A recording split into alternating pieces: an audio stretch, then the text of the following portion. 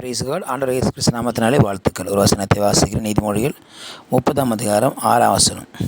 அவருடைய வசனங்களில் ஒன்றையும் கூட்டாதே என்று சொல்லி இங்கே கர்த்தருடைய வார்த்தை பார்க்கிறோம். அவருடைய வார்த்தையில் ஒன்றையும் கூட்ட வேண்டிய அவசியமில்லை.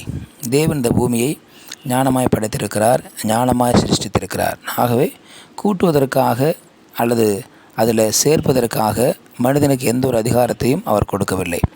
காரணம், அவருடைய வார்த்தை பயங்கரமானது, வார்த்தை வல்லமை உள்ளது, வார்த்தை ஜீவன் உள்ளது. அவர் ஒரு வார்த்தை சொல்கிற பொழுது அப்படியே ஆகும் என்று சொல்லி பார்க்கிறோம்.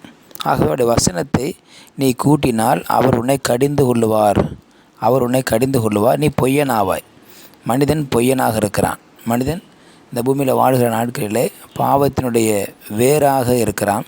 ஆக மனிதன் என்னதான் பரிசுத்தமாக வாழ நினைத்தாலும் அவன் இந்த பாவ பூமிக்குள்ளே வாழ்வதனால அவனிடத்தில் பொய்களும் தவறான எண்ணங்களும் பாவ சிந்தைகளும் அடிக்கடி ஜென்ம சுபாவம் வருகிறத நான் பார்க்கிறோம். பூரண புருஷராக பூரண பரிசுத்தம் உள்ளவராக அந்த பூமியில் யாருமே இருப்பது கிடையாது.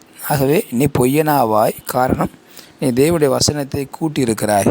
பிரசங்கம் பண்ணும் பொழுது கூட, செய்தி சொல்லும்போது கூட தேவனுடைய வசனத்தை ஒன்றையும் கூட்டக்கூடாது, புரட்டி பேசக்கூடாது. அது சரியான வார்த்தைகளோடு வியாக்கியானம் பண்ண நாம் பழகிக்கொள்ள வேண்டும். காரணம், அது அவருடைய வார்த்தை ஆமேன் என்றும் இருக்கிறது என்று சொல்லி நான் பார்க்கிறோம். ஆக மனுஷனுடைய வார்த்தைகள் மாறிக்கொண்டே போகும். மனுஷனுடைய வார்த்தைகள் வேறு மாறிக்கொண்டே போகும். ஆனால் தேவனுடைய வார்த்தை நிலைத்து நிற்கும் என்று சொல்லி நான் பார்க்கிறோம். ஆகவே தேவனுடைய வார்த்தை கூட்டுவதற்கு எந்த ஒரு மனிதனுக்கும், எந்த ஒரு அதிகாரிக்கும், எந்த ஒரு தூதனுக்கும் தேவன் அனுமதி கொடுக்கவில்லை என்று பார்க்கிறோம்.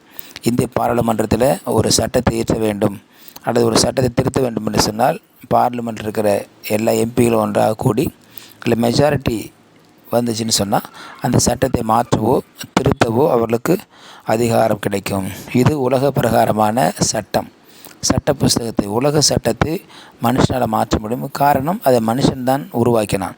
மனுஷன் உருவாக்கினதை மனுஷன் மாற்ற முடியும். ஆனால் தேவன் உருவாக்கின வேதாகமத்தை, தேவன் உருவாக்கின அவருடைய வார்த்தைகளை அவர்தான் மாற்ற முடியும் ஒழிய வேறு ஒருவருக்கு மாற்றக்கூடிய அதிகாரம் இல்லை என்று சொல்லி நான் பார்க்கிறோம். ஆகவே தேவன் யாருக்கும் கொடுக்காத அதிகாரத்தை மனிதன் செய்யக்கூடாது.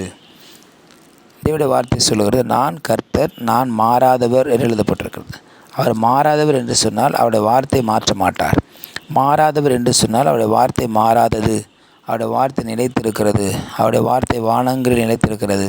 அவருடைய வார்த்தை ஒருபொழுதும் சொல்லிவிட்டு மாற்ற மாட்டார். வேதத்தில் சாரி மன்னிச்சிங்க அப்படின்ட்டு தேவன் சொன்ன வார்த்தை எங்கேயுமே இல்லை. காரணம், அவர் எல்லாம் சரியாக செய்கிறவர். நம்முடைய வாழ்க்கையில் ஒரு நாளைக்கு எத்தனை முறை சாரி சொல்லிடுறோம் அல்லது வருந்துகிறோம். காரணம், தவறு செய்கிறோம், மற்றவர்களுக்கு தீங்கிழைக்கிறோம், ஆகவே சாரி அப்படின்னு சொல்லிடுறோம். ஆனால் தேவன் ஒருபொழுதும் தன்னுடைய வாயை திறந்து மன்னிச்சிங்க, சாரி அப்படின்ற வார்த்தை எங்கேயுமே பார்க்க முடியாது. காரணம், அவர் எல்லாவற்றையும் சரியாய் நேர்த்தியாய் செய்திருக்கிற தேவனாக இருக்கிறார். அவருடைய வார்த்தை நிலையானது, அவருடைய வார்த்தை வல்லமையுள்ளது, அவருடைய வார்த்தை ஒருவராலும் அழிக்க முடியாதது, அவருடைய வார்த்தை என்றென்றைக்கும் நிலைத்திருக்கிறதாக இருக்கிறது. ஆக தேவனுடைய வார்த்தை நாம் பிடித்து கொண்டு ஓடும் பொழுது, தேவனுடைய வார்த்தை பிடித்து கொண்டு காரில் செய்கிற பொழுது அது நம்மை மாற்றுகிறதாக இருக்கிறது. அது வசனம் என்றைக்கு மாறாது. வசனத்துக்காக நாம் மாற்றிக்கொள்ள வேண்டும். வேதத்தை வாசிக்க மனுஷன் தான் மாற்றமடைந்து கொண்டே வருகிறான். மனுஷன் தான் உருமாற்றம் அடைந்து கொண்டே வருகிறான், மறுரூபமாக்கி கொண்டே வருகிறான். காரணம், அந்த வார்த்தை மனுஷனை மாற்றும். மனுஷனுடைய வார்த்தை எதையும் மாற்ற முடியாது.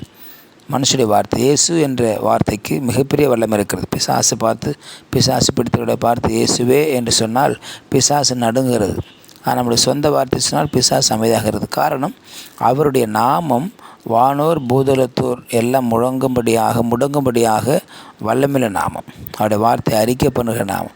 எல்லோரும் அவருடைய வார்த்தையை சொல்லக்கூடிய நாட்கள் வரத்தான் போகிறது. பூமியில் எப்படிப்பட்ட தலைவராக இருந்தாலும், எப்படிப்பட்ட வல்லயம் படைத்தவனாக இருந்தாலும், எப்படிப்பட்ட பணக்கார கோடீஸ்வரனாக இருந்தாலும் ஒரு நாள் அவனுடைய முழங்கால் ஆண்டுக்கு முன்பாக முடங்கத்தான் போகிறது.